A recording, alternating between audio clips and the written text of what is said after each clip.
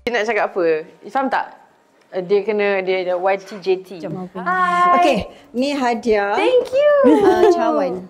Thank you lah. You guys ada berapa ekor kucing? Okay, dia panjang 3, 6, 7, berapa belas, 15. Oh, okay. Tapi Wow. different tempat. Okay, faham. Ni podcast paling berbulu. Dia betina. Medina nama dia sebab dari Madinah. I love it. Macam mana? Maksudnya lupa banyak. Sebab tu bawa mama abah sebab dia ingat okay. Mama beranak tu macam mana. Nanti kita tambah kursi lah. Nanti dengan aku boleh join sekali. Especially yang tu. Sure. Pakcik tu. Pakcik Sherry tu. Comel. How many total adik-beradik yang you guys 4. ada? 4? Dia bongsu last. And number 2. Sebab dia birthday dia, ni cerita sikit je lah. Birthday dia 3 bulan 2. Macam I 29 Januari. Tapi Mama cakap Mama punya nak bagi sama tu. Dia tahan tapi supaya tak tak beranak. Ya. Kau nak bagi birthday sama lah. Kak Ija tu orang yang sebut Kak Ija tu adalah zaman dulu. Maknanya Oh, ni okey macam ke? kawan lama. Okey tapi Kalau dia- tapi Malaysia dah panggil Kak Ja dah sebab Kak dia Ja. macam lagi nak jimat masa. Okay, Kak Ja Kak boleh. Ja terus. Dia nak Kak panggil I tu dah panjang. Kak Ja dengan K ke? Ika.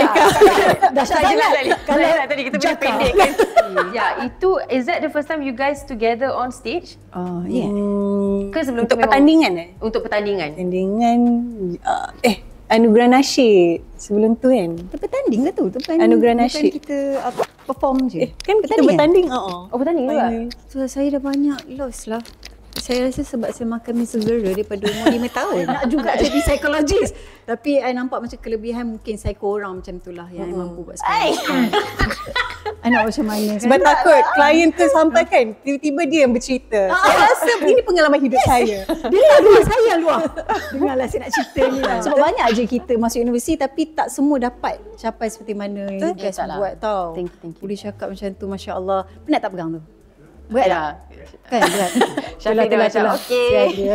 Kena diam kan macam dah podcast dah ni. Memang. Alright guys, jangan lupa untuk saksikan episod kami yang akan datang Khamis ini 10 malam di YouTube, Spotify dan Apple Podcast. Benar, Masya Allah.